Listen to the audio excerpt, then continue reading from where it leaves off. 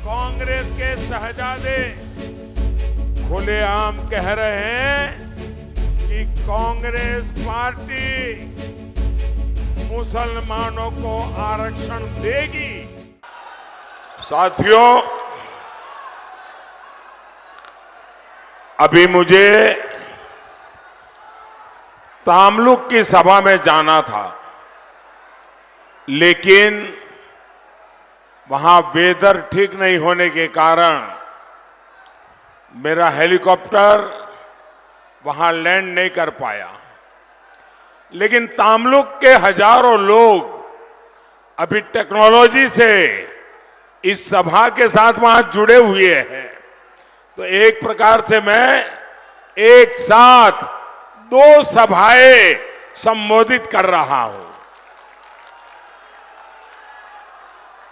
मैं तामलुक के लोगों का क्षमा प्रार्थी हूं, लेकिन मुझे खुशी है इस समय तामलुक के हजारों लोग भी मुझे वहां रैली स्तर पर सुन पा रहे हैं और स्क्रीन पर मुझे देख पा रहे हैं। साथियों, आज 5वें चरण का मतदान लगभग पूरा होने पर है। बंगाल में टीएमसी और पूरे देश में इंडी गठबंधन ये पहले पस्त थे। 5वें चरण में ये परास्त हो चुके हैं और 4 जून को ये समाप्त होते दिखाई देंगे। इंडी गठबंधन के बिखरने का काउंटडाउन शुरू हो चुका है। इतनी बड़ी संख्या में आपका आशीर्वाद ये साफ साफ कह रहा है, फिर एक बार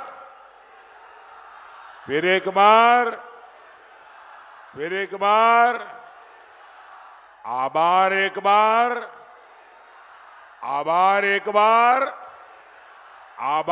बार।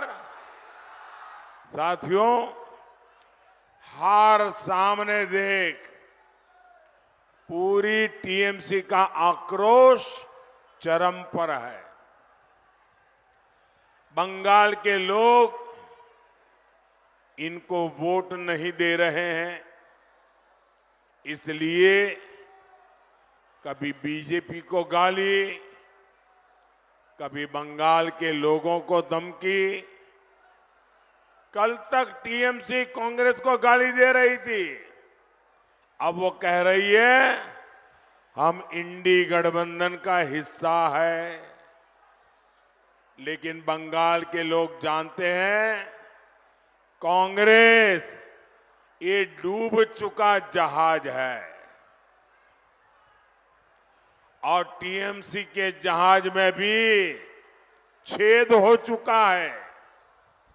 ये दोनों एक दूसरे की सवारी कर लें, फिर भी डूबना तो तय है। साथियों, ये चुनाव भारत के भविष्य का चुनाव है। जिन लोगों ने भारत को दशकों पीछे धकेला, देश उन्हें नकार चुका है। देश भूला नहीं है, जब दुनिया तेजी से विकास कर रही थी तब कांग्रेस सरकार घोटालों के कीर्तिमान गढ़ रही थी। दुनिया के देश हर पल आगे बढ़ रहे थे, लेकिन कांग्रेस पार्टी युवा पीढ़ी को पीछे धकेल रही थी। 60 साल तक ये लोग गरीबी हटाओ का ही नारा लगाते रहे। देश जानता है ये मोदी है जिसने भारत को दुनिया की 5वीं सबसे बड़ी अर्थव्यवस्था बनाया है। ये मोदी है जिसने 10 साल में 25 करोड़ लोगों को गरीबी से बाहर निकाला। ये मोदी है जिसने दशकों पुरानी समस्याओं का समाधान किया। कश्मीर से आर्टिकल 370 हटा, कश्मीर में आतंकवाद अब अपनी आखिरी सांस ले रहा है।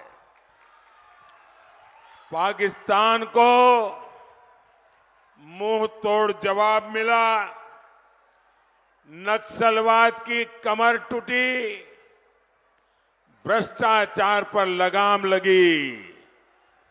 कितना कुछ हुआ। गरीब के इस बेटे ने गरीब के हर सुख दुख की चिंता की।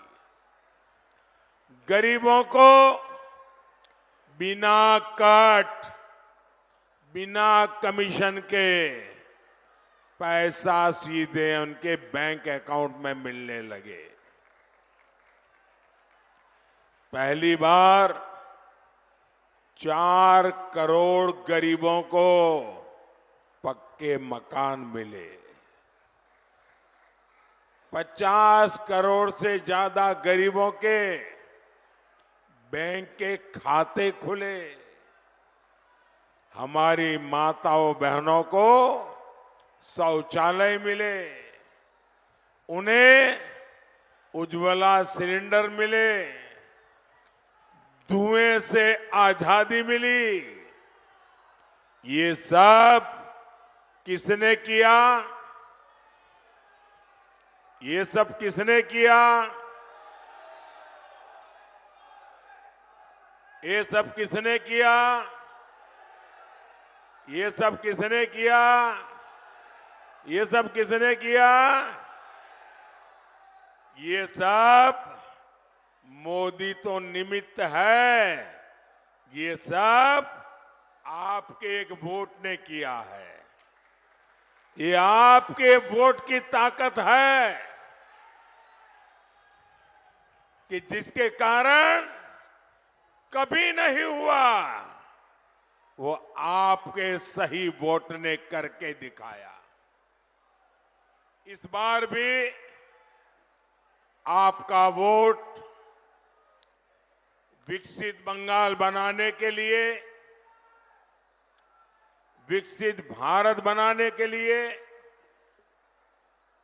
साथियों, जब नीयत ठीक होती है तो इंसान अपने कामकाज का लेखा जोखा बताता है।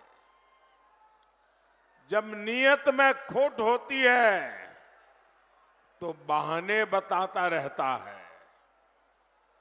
आज देश देख रहा है एक और केंद्र में काम करने वाली मोदी सरकार अपना रिपोर्ट कार्ड देश की जनता को प्रस्तुत कर रही है। दूसरी ओर बंगाल में टीएमसी के पास रिपोर्ट कार्ड नहीं है, उसके पास तो रेट कार्ड है, रेट कार्ड। टीएमसी ने बंगाल में हर नौकरी का रेट कार्ड लगा रखा है। पैसा दो, नौकरी लो। हमारे स्कूल, शिक्षा के मंदिर, इन लोगों ने उनको भी नहीं छोड़ा। टीएमसी के मंत्रियों ने खुलेआम नौकरियों की नीलामी की, नौकरियां बेची। इन्होंने हमारी नई पीढ़ी का भविष्य दांव पर लगा दिया। आप जानते हैं ना, ये सारे घोटाले किसके संरक्षण में हो रहे हैं? कौन भ्रष्टाचारियों के आरोपियों को बचाने में लगा है? कौन सीबीआई को काम नहीं करने दे रहा? साथियों, टीएमसी से बंगाल के लोगों को भी खतरा है। बंगाल की पहचान को भी खतरा है। आज पूरा देश बंगाल की स्थितियों को लेकर बहुत चिंतित है। बंगाल में आए दिन हिंसा होती है, बीजेपी कार्यकर्ताओं की हत्याएं होती है। झारग्राम में भी बीजेपी के कार्यकर्ताओं की हत्या हुई है। बंगाल में दंगे आम बात हो गई है। आदिवासी भाई बहनों की पहचान खत्म करने के प्रयास हो रहे हैं, लेकिन टीएमसी को किसकी चिंता है? टीएमसी को अपने वोट बैंक की चिंता है।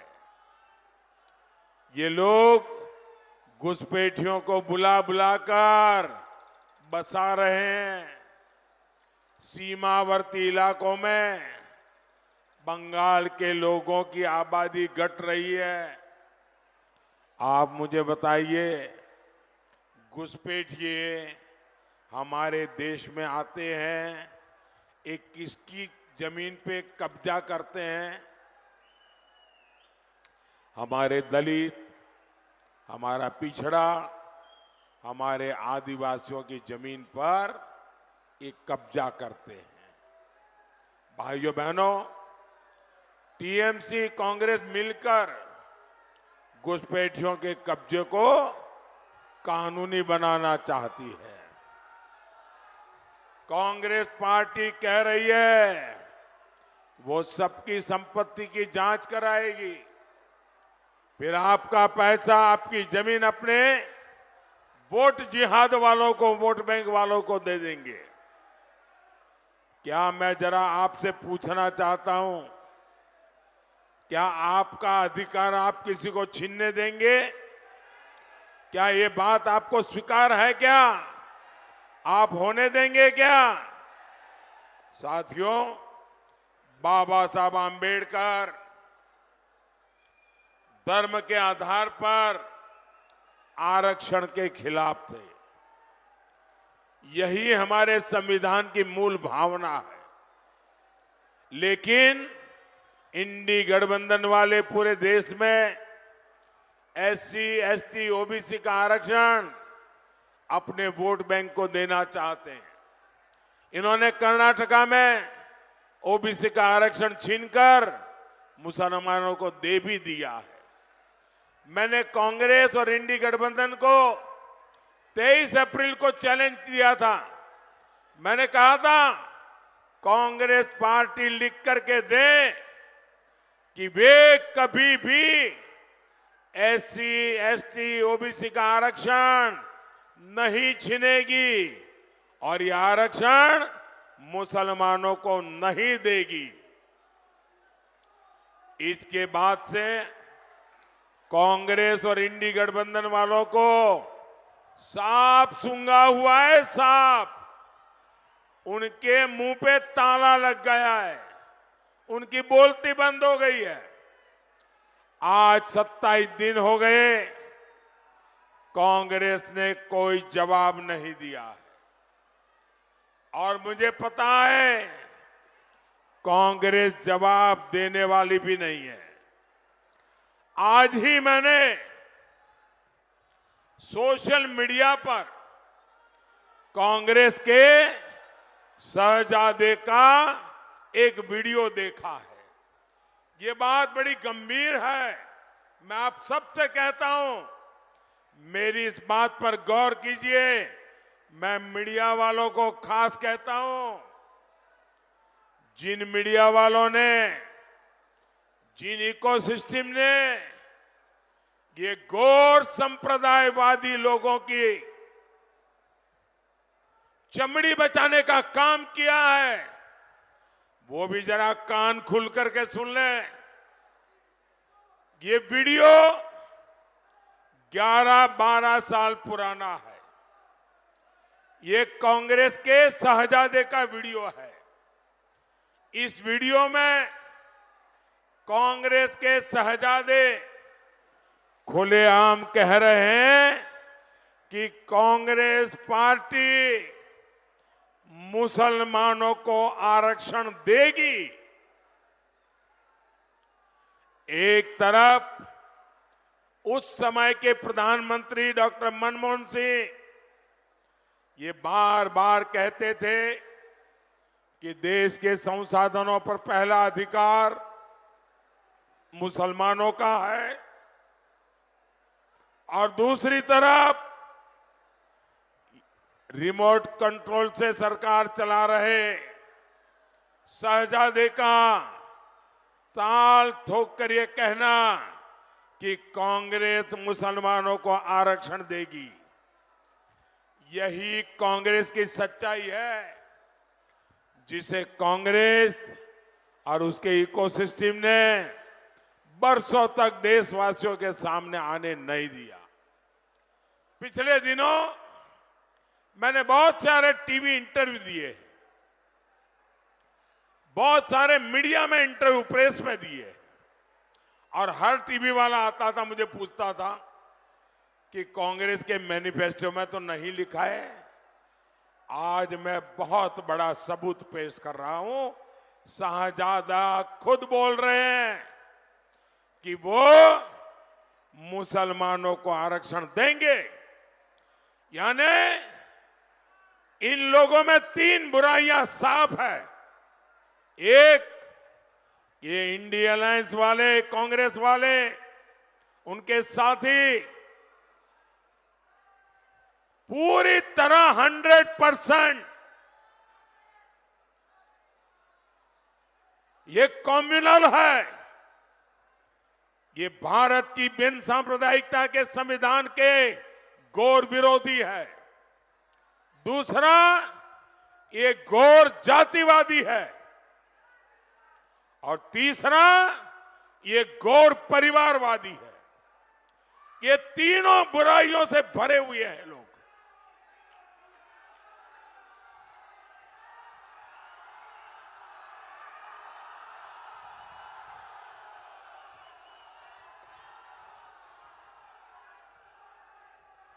और मैं देश के मीडिया जगत को चुनौती देता हूं, बहुत बचाया इन लोगों को। जिन इकोसिस्टम ने इन लोगों की रक्षा की है, वो जरा कान खोल के सुन ले। आपने देश के संविधान के अपमान को देखा, लेकिन आंखें बंद कर ली। ये कम्युनल लोग, जातिवादी लोग, परिवारवादी लोग मोदी का हिसाब मांग रहे।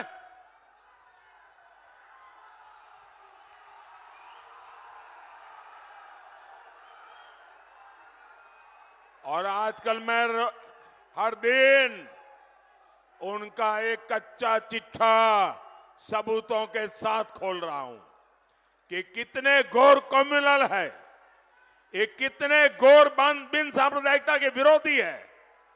ये 100% सांप्रदायिक लोग हैं। कांग्रेस मुसलमानों को आरक्षण देगी, और वो भी SC, ST, OBC का आरक्षण छीन करके लूट लेंगे आपका अधिकार। 24 के इस चुनाव में मोदी ने कांग्रेस की इस मुस्लिम लीगी सोच का नकाब उतार दिया है, पर्दाफाश कर दिया है। और इसलिए ये लोग बौखलाए हुए हैं और उनकी पूरी इकोसिस्टम इससे बचने के रास्ते खोज रही है।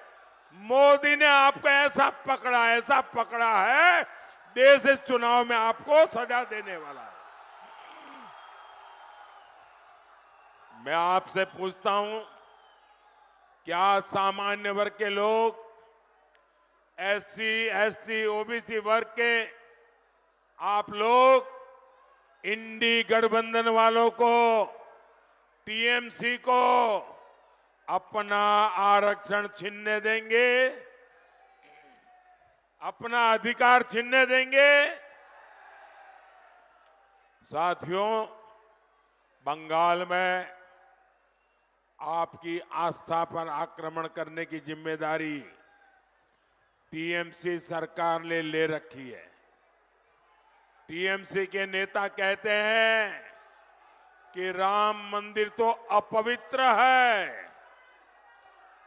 क्या राम मंदिर अपवित्र है? क्या राम मंदिर अपवित्र है?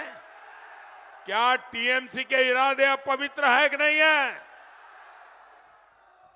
अरे टीएमसी सरकार खुद रामनवमी पर रोक लगाने के फरमान जारी करती है।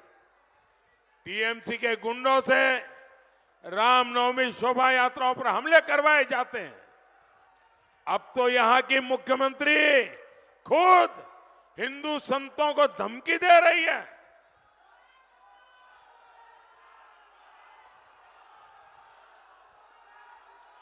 रामकृष्ण मिशन, इस्कॉन, भारत सेवाश्रम संघ, ये हमारे बंगाल की आध्यात्मिक पहचान है।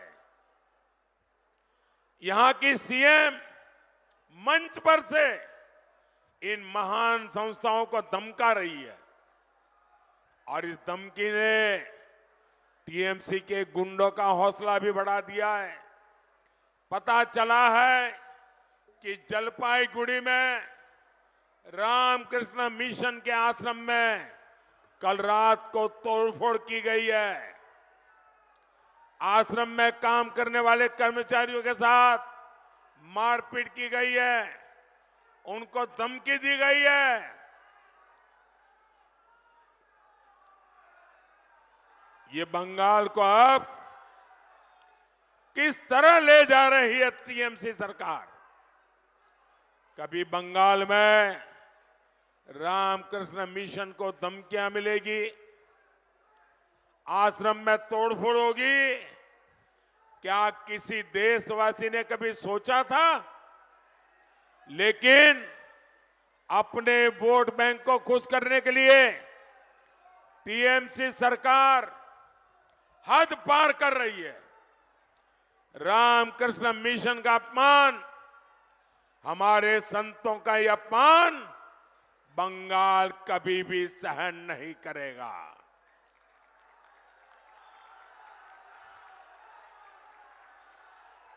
और पूरा देश जानता है, मेरे जीवन को गढ़ने में रामकृष्ण मिशन का कितना बड़ा योगदान है। मेरा रामकृष्ण मिशन से कैसा निकट का नाता है।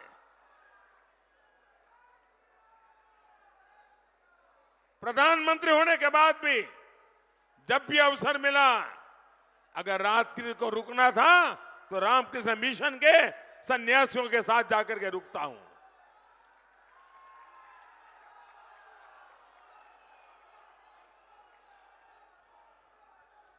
साथियों, कांग्रेस और टीएमसी के लोगों ने हमेशा आदिवासियों को आगे बढ़ने से रोका है। आपको पता है ना, देश में पहली बार एक महिला आदिवासी को राष्ट्रपति किसने बनाया? बीजेपी ने बनाया। लेकिन आदिवासी महिलाओं को चुनाव हराने के लिए कौन कौन पार्टियां इकट्ठा हुई थी?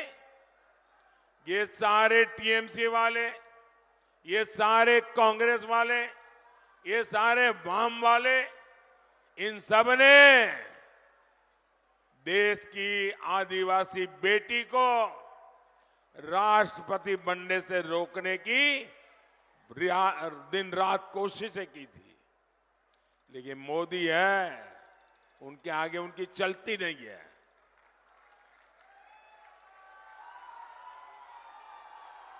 टीएमसी ने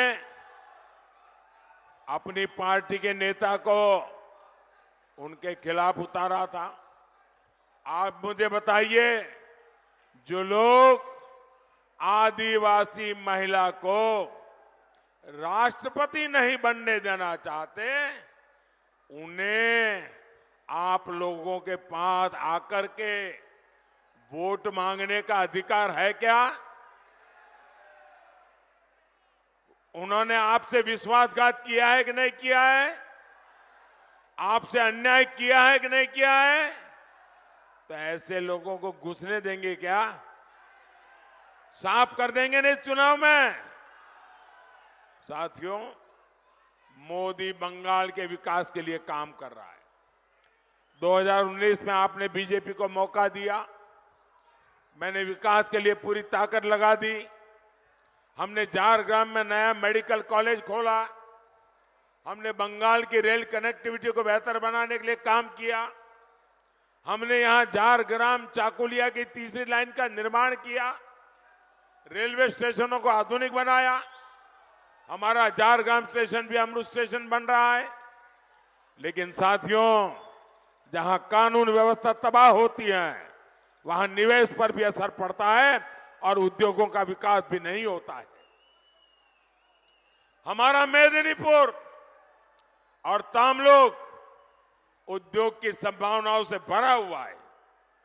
वहां पेट्रोकेमिकल इंडस्ट्री की अपनी पहचान रही है, लेकिन इतने साल से टीएमसी बंगाल में काबिज है। टीएमसी सरकार ने यहाँ के उद्योगों को आगे नहीं बढ़ने दिया। और सिर्फ तामलुक की ही बात नहीं है, ये पूरे बंगाल का दुर्भाग्य है।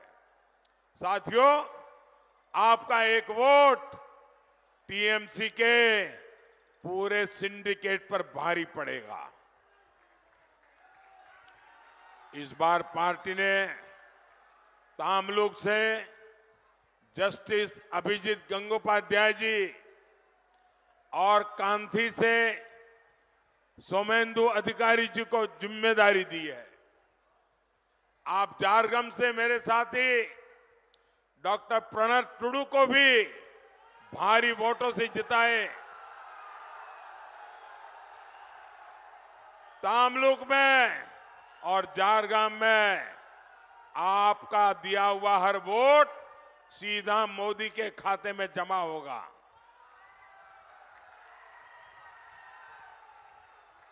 इनको दिया गया एक एक वोट बंगाल को अंधेरे से रोशनी की ओर ले जाएगा। मोदी आपके सपने पूरे करने के लिए दिन रात काम करेगा। आप मेरा एक काम करेंगे, आप मेरा एक काम करेंगे, जरा दोनों हाथ ऊपर करके बताइए, मेरा काम करेंगे। आप गांव-गांव ज्यादा से ज्यादा परिवार में जाना और हर परिवार में जाकर के कहना कि अपने मोदी जी आए थे और मोदी जी ने आपको प्रणाम कहा है। मेरा प्रणाम पहुंचा देंगे, मेरा जोहार पहुंचा देंगे। बोलिए भारत माता की, भारत माता की, भारत माता की। वंदे वंदे वंदे वंदे वंदे वंदे वंदे वंदे वंदे। For more of such videos, do like, share and subscribe to ET Now Swadesh.